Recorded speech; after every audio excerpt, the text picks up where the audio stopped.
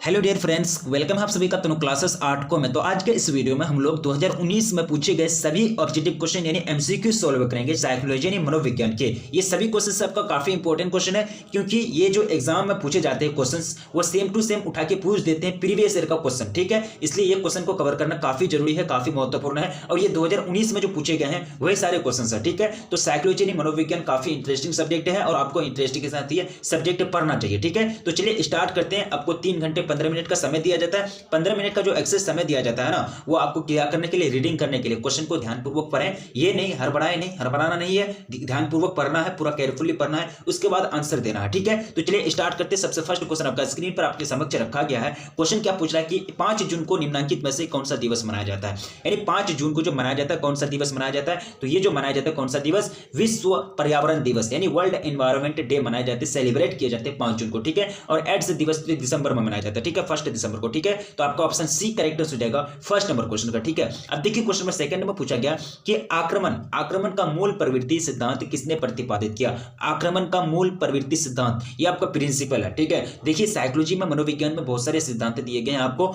बहुत सारे मतलब प्रिंसिपल्स हैं, और वो प्रिंसिपल्स को आपको याद रखना बहुत जरूरी है। ठीक है, तो आक्रमण का मूल प्रवृत्ति सिद्धांत का जो प्रतिपादक है वो कौन है, ये साइकोलॉजिस्ट के नाम है फ्राइड। कौन, फ्राइड, यानी ऑप्शन आपका बी करेक्ट हो जाएगा सेकंड नंबर क्वेश्चन का। अब देखिए क्वेश्चन नंबर थर्ड आपका स्क्रीन पर आपके समक्ष रखा गया है। क्वेश्चन काफी सिंपल है, सुनहरे अक्षरों में लिखा है कि समूह ध्रुवीकरण के संप्रत्यय का प्रतिपादन किसके द्वारा किया गया। ठीक है, समूह ध्रुवीकरण का संप्रत्यय का प्रतिपादक कौन है या फिर किसके द्वारा किया गया, तो ये जो हो जाएंगे, इसका जो करेक्ट हो जाएगा वो हो जाएगा आपका क्रेसमर और सेल्डन ने क्या किया था, समूह ध्रुवीकरण का संप्रत्यय का प्रतिपादन किया था। ठीक है, अब नेक्स्ट क्वेश्चन की ओर बढ़ा जाए। क्वेश्चन नंबर 4 आपका स्क्रीन पर क्या पूछ रहा है कि निम्नलिखित में कौन आत्मनियंत्रण की प्रविधि नहीं है। यानी सेल्फ कंट्रोल की बात की जाए, आत्मनियंत्रण उसी को बोलते हैं ना, यानी सेल्फ कंट्रोल की प्रविधि नहीं है, तो ये कौन सा प्रविधि हो जाएंगे, ये हो जाएंगे आपका उद्दीपक नियंत्रण। ये जो है आत्मनियंत्रण का प्रविधि नहीं है। बाकी आत्मसम्मान, अपने व्यवहार का स्वयं निरीक्षण, यानी अपना व्यवहार अपने बोलते हैं ना कि अपने अंदर खुद जान करके देखो अपने अंदर क्या हो नहीं हो, दूसरे के बारे में बोलते रहते हो वक्त वक्त। ठीक है, तो ये हो जाएंगे, क्या हो जाएंगे, आत्मनियंत्रण। अपने आप को,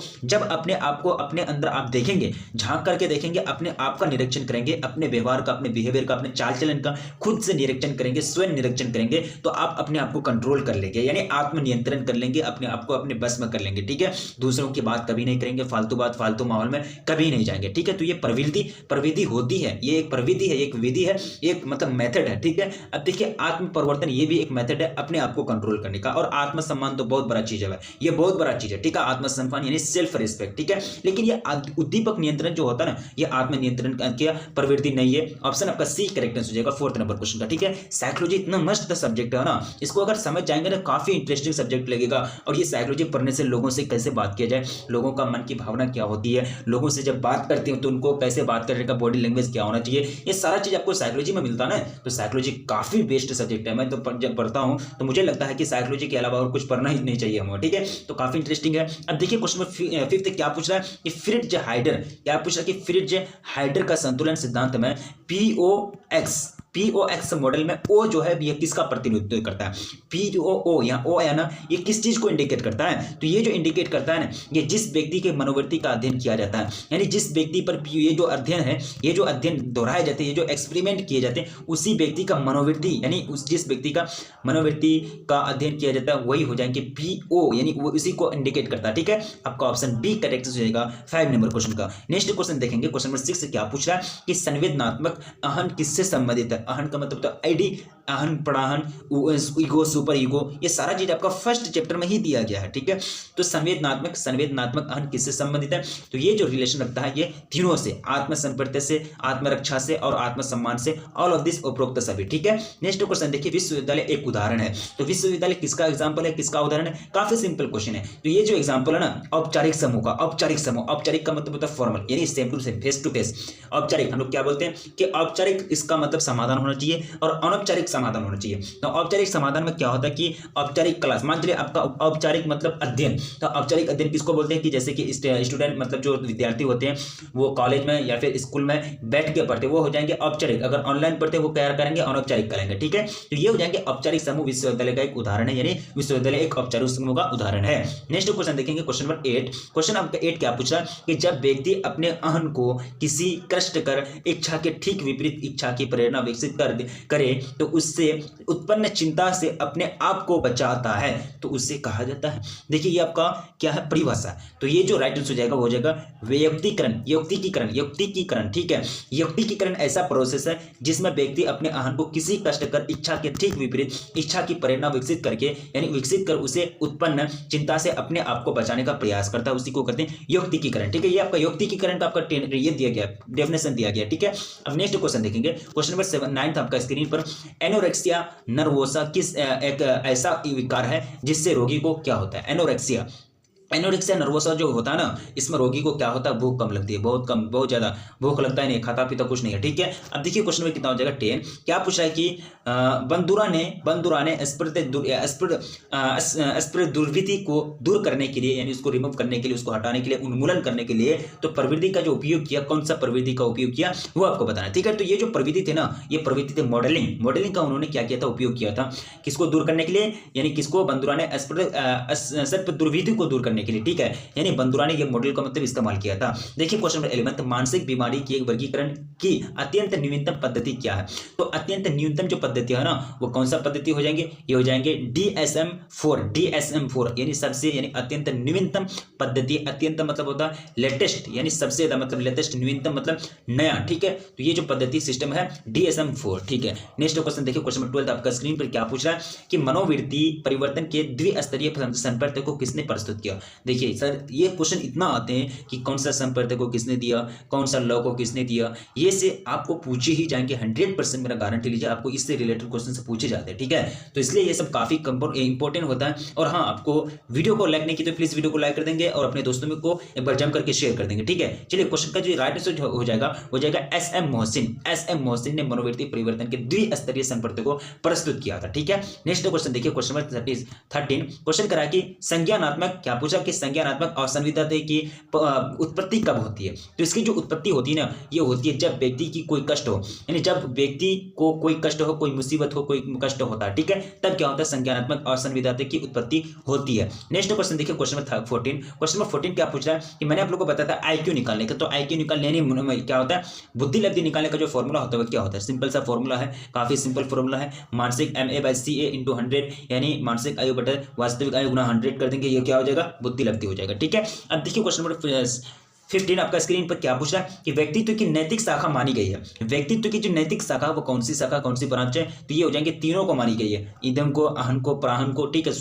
ईगो, सुपर ईगो, आईडी, तीनों को मानी गई है। ऑप्शन आपका राइट आंसर होगा इनमें से सभी, ऑल ऑफ दिस। 16 कह रहा है कि प्रतिबल के विपरीत अवस्था को कहते हैं। प्रतिबल का जो अपोजिट में जो स्टेट होता है, जो भी इसका मतलब अवस्था होता है, प्रवस्था होता है, उसको कहते हैं चिंतन, क्या बोलते हैं, चिंतन बोलते हैं, ठीक है। नेक्स्ट क्वेश्चन देखिए 17 क्या पूछ रहा है कि इनमें या इसमें कौन समानुभूति की विशेषता नहीं है। तो समानुभूति की विशेषता कौन नहीं है 17 नंबर क्वेश्चन में, तो ये जो कौन सा नहीं हो जाएंगे, तो ये हो जाएंगे आपके सहानुभूति, ये नहीं होते, सहानुभूति समानुभूति की विशेषता नहीं है, ठीक है। नेक्स्ट क्वेश्चन देखिए क्या कह रहा है कि व्यक्तित्व का कारक विश्लेषण सिद्धांत का प्रतिपादक कौन है।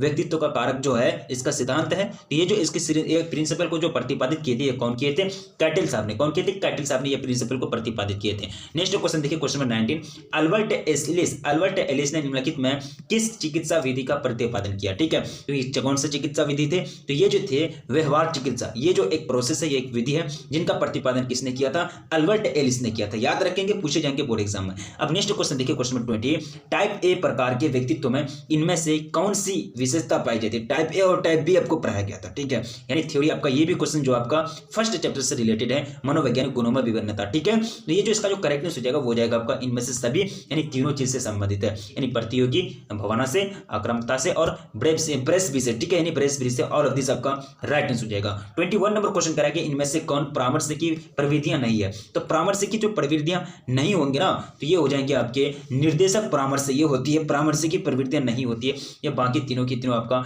परामर्श की प्रवृत्तियां है, ठीक है। अब देखिए क्वेश्चन नंबर 22, किसने बुद्धि को व्यक्ति की सार्वभौमिक क्षमता के रूप में परिभाषित किया? किसने बुद्धि को व्यक्ति की सार्वभौमिक क्षमता कैपेसिटी के रूप में विकसित किया, यानी परिभाषित किया? तो ये जो थे वेस्लर साहब, वेस्लर, यानी इन्होंने डिफाइन किया था बुद्धि को व्यक्ति की सार्वभौमिक क्षमता के रूप में, कैपेसिटी के रूप में, ठीक है, वेस्लर। याद रखेंगे, पूछे जाएंगे बोर्ड एग्जाम में। प्राकृतिक आपदा का उदाहरण, प्राकृतिक आपदा बाहर भी हो जाएंगे, भूकंप भी हो जाएंगे, सूखा भी हो जाएंगे, ये तीनों की तीनों प्राकृतिक आपदा है। आदमी तो नहीं कर सकता सब ने, प्रकृति का तरफ से सब देन होता है, ठीक है। अब देखिए क्वेश्चन नंबर 24, उत्तम स्वास्थ्य हेतु किस भारतीय मनीषी ने अष्टांग मार्ग को प्रतिपादित किया? ठीक है, तो अष्टांग मार्ग का जो प्रतिपादक थे वो कौन थे? ये थे आपके गौतम। कौन थे? गौतम, ठीक है। अब नेक्स्ट क्वेश्चन देखिए, क्वेश्चन नंबर 25, सामूहिक अवचेतन का संप्रत्यय का प्रतिपादन किसने किया था? सामूहिक अवचेतन का संप्रत्यय का प्रतिपादन किसने किया था? तो ये जो थे, ये थे युंग। कौन? युंग। देखिए ये सारे जो है ना, एडलर होंगे, फ्रायड होंगे, ये जो है काफी मनोवैज्ञानिक है, काफी इंपॉर्टेंट है, और ये फेमस थे, ये लोग थे साइकोलॉजिस्ट जो थे, ये लोग काफी फेमस थे, ठीक है। यानी बहुत बड़े बड़े प्रिंसिपल्स हैं, अलग अलग थ्योरी हैं सबके। यानी फ्रायड द्वारा प्रतिपादित मनोविश्लेषण विधि के संबंध में कौन सा कथन सही है? जो 4 कथन यहाँ गलत दिया है, ठीक है, यानी 4 कथन में से कौन सा सही हो जाएंगे वो आपको बताना है। तो यहाँ जो सही है ना, ये जो कहीं सा सही है, मनोविश्लेषण व्यक्ति का एक सिद्धांत है। जी बिल्कुल, ये बात सही है, मनोविश्लेषण व्यक्तित्व का एक सिद्धांत है, ठीक है। मनोविश्लेषण एक स्कूल है, गलत बात है, गलत बात है। तो ऑप्शन ए आपका राइट आंसर हो जाएगा 26 नंबर क्वेश्चन का, ठीक है। 27 नंबर क्वेश्चन कह रहा है कि उच्चतम संगठित समूह है। उच्चतम संगठित समूह कौन सा समूह हो जाएंगे? ये हो जाएंगे देश, यानी कोई भी कंट्री जो होता है उच्चतम संगठित समूह होता है ना, हाई लेवल का मतलब एक समूह होता है, 40 लोग को मिला देंगे तो एक समूह कहलाएंगे। 28 नंबर क्वेश्चन कह रहा है कि व्यवहार चिकित्सा आधारित होता है। तो व्यवहार चिकित्सा जो बेस्ड होता है, ये किसका बेस्ड होता है? सीखने के सिद्धांत पर, सीखने के सिद्धांत पर यह आधारित होता है। ऑप्शन आपका बी करेक्ट हो जाएगा 28 नंबर क्वेश्चन का। क्वेश्चन में आप नेक्स्ट देखेंगे, क्वेश्चन में 29 आपका स्क्रीन पर ही रखा गया कि किसने व्यक्तित्व को पूर्ण रूप से कार्यशील व्यक्ति माना है? किसने व्यक्ति को पूर्ण रूप से कार्यशील व्यक्ति माना है? तो इसका जो करेक्ट हो जाएगा वो हो जाएगा कार्ल रोजर्स। कार्ल रोजर्स ने व्यक्ति को कार्यशील व्यक्ति पूर्ण रूप से, पूरा फुल्ली तरफ से क्या माना है? कार्यशील व्यक्ति माना, ठीक है। नेक्स्ट क्वेश्चन 30, किसने बुद्धि का त्रिस्तरीय सिद्धांतों को प्रतिपादित किया? तो त्रिस्तरीय का जो सिद्धांत है, इसका जो प्रतिपादक है वो कौन है? स्टर्नबर्ग। कौन है? स्टर्नबर्ग, ठीक है। यानी ऑप्शन आपका डी करेक्ट हो जाएगा 30 नंबर क्वेश्चन का। नेक्स्ट क्वेश्चन देखिए 31, किस अवस्था में ज्ञानेंद्रियां पर फोकस होती है? कौन सी अवस्था? ज्ञानेंद्रिय आप जानते हैं, आंख हो गया, त्वचा हो गया, नाक हो गया, जीभ हो गया, कान हो गया, ये सब ज्ञानेंद्रिय है, ठीक है। तो इस पर फोकस होती है किस अवस्था में, कौन सा स्टेट में? तो ये जो स्टेट होता है ना, ज्ञानेंद्रिय अवस्था, ज्ञानेंद्रिय अवस्था में ज्ञानेंद्रियों पर फोकस होता है, ठीक है। ज्ञानेंद्रिय अवस्था, ज्ञानेंद्रियों पर फोकस होता है, सिंपल बात है। अब याद रखने का क्या चीज है इसमें? 31 का ऑप्शन आपका डी, ऑप्शन आपका सी करेक्ट हो जाएंगे। नेक्स्ट क्वेश्चन देखिए 32, आक्रमण को किसने इस रूप में परिमाणित किया है? आक्रमण को किसने इस रूप में परिमाणित किया है कि आक्रमण से तात्पर्य दूसरों के प्रति किए गए सभी प्राय होती है। डबल इन्वर्टेड कोमा है ना, समझ गए? तो ये दूसरे का कहा गया कथन है, ये दूसरे का मतलब कहा गया, मतलब ये थ्योरी है, कथन है, बात है। तो ये जो बात कही थी ये किसने कही थी? तो सिंपल है, ये बात जो कही थी काफी मशहूर, काफी फेमस जो थे, फ्रायड साहब कहते हैं, ठीक है। फ्रायड के अनुसार आक्रमण जो है, आक्रमण से तात्पर्य दूसरों के प्रति किए गए सभी प्राय से होती है, ठीक है। ऑप्शन आपका बी करेक्ट हो जाएंगे। शुद्ध वायु कहलाती है, शुद्ध वायु, प्योर एयर किसको कहेंगे? शुद्ध वायु किसको कहेंगे? यानी शुद्ध वायु जो होती है ना, 78.98% N2 और होता है 20.94% O2 और जो होता है 0.03% CO2 होता है, ये शुद्ध वायु। ये मतलब माहौल में जो शुद्ध वायु है ना, तो 0.03% जो होता है वो क्या होता है? CO2 होता है, 2.94% O2 होता है, 78.98% NO2 नाइट्रोजन होता है, नाइट्रोजन, ऑक्सीजन और CO2 का प्रतिशत आपको बताया गया, ये होती है शुद्ध वायु, ठीक है। और ये देखिए CO2 की जो मात्रा वो काफी कम है, 0.03 है, ठीक है। ये 0.03 से अभी लेवल हाई हो गया होगा, अभी लेवल बढ़ा होगा इसका, ठीक है। क्यों? क्योंकि ये रिपोर्ट जो है यानी बुक आपका अपडेट नहीं हुआ, ठीक है। तो 33 का ऑप्शन आपका बी करेक्ट हो जाएगा 33 नंबर क्वेश्चन का। नेक्स्ट क्वेश्चन देखिए, क्वेश्चन में 34, क्वेश्चन क्या पूछ रहा है कि रेवेन प्रोग्रेसिव मैट्रिक, क्या पूछ रहा है कि रेवेन प्रोग्रेसिव मैट्रिक किस तरह का बुद्धि परीक्षण है? तो ये जो परीक्षण है ये एक प्रकार का कौन सा परीक्षण है? अशाब्दिक बुद्धि परीक्षण है, इसमें शब्द का इस्तेमाल नहीं होता है, इसमें शब्द का इस्तेमाल नहीं होता, इसमें एक्टिविटी को देख करके क्या किया जाता है कि बुद्धि लब्धि आंकी जाती है। ठीक है, अब देखिए क्वेश्चन नंबर 35, क्वेश्चन क्या पूछ रहा है कि MMPI अविकसित किसने विकसित किया, अविकसित। तो ये जो विकसित करने वाले थे ना, ये थे कौन, आइजेंक। कौन थे, आइजेंक, यानी ऑप्शन बी आपका करेक्ट हो जाएगा 35 नंबर क्वेश्चन का। तो टोटल सभी क्वेश्चन से काफी इंपॉर्टेंट क्वेश्चन है, ये सभी क्वेश्चन आपको बोर्ड एग्जाम के लिए काफी कारगर साबित होगा। यहां से आपको क्वेश्चन से पूछे जा चुके हैं, ये 100% मैं गारंटी की लिख करके देता हूं कि यहां से आपको क्वेश्चन 100% पूछे जाएंगे। ठीक है, इसलिए ये सभी क्वेश्चन को याद रखेंगे, भूलना नहीं है और भूलेंगे नहीं। ठीक है, तो आपसे लास्ट में विनती की जाती है कि वीडियो को अभी तक अगर लाइक नहीं किए तो प्लीज कंजूसी मत कीजिए, वीडियो को लाइक कर दीजिए और अपने दोस्तों में एक बार जम करके शेयर कर दीजिए। ठीक है, आप लोग काफी डिमांड कर रहे थे साइकोलॉजी के। ठीक है, तो साइकोलॉजी की फाइनल आपको इंपॉर्टेंस जो ऑब्जेक्टिव एमसीक्यू बनते वो सारा चीज आपको बताया गया इस वीडियो के माध्यम से। ठीक है, तो रखिए अपना ख्याल, मिलेंगे फिर नेक्स्ट वीडियो में, तब तक के लिए जय।